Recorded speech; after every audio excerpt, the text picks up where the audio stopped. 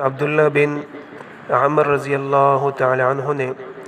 حضور اقدس صلی اللہ علیہ وسلم کا ارشاد نقل کیا ہے کہ قیامت کے دن صاحب قرآن سے کہا جاوے گا کہ قرآن شریف پڑھتا جا اور بہشت کے درجوں پر چڑھتا جا اور ٹہر ٹہر کر پڑھ، جیسا کہ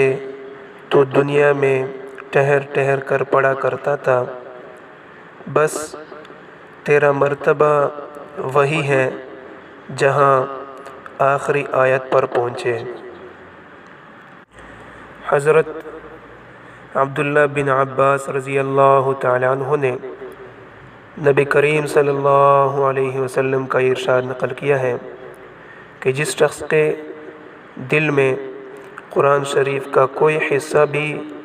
محفوظ نہیں، وہ بمنزلِ ویران گھر کے ہیں۔ اللہ تعالی ہمیں قرآن پڑھنے اور قرآن یاد کرنے کی توفیق نصیب فرمائے۔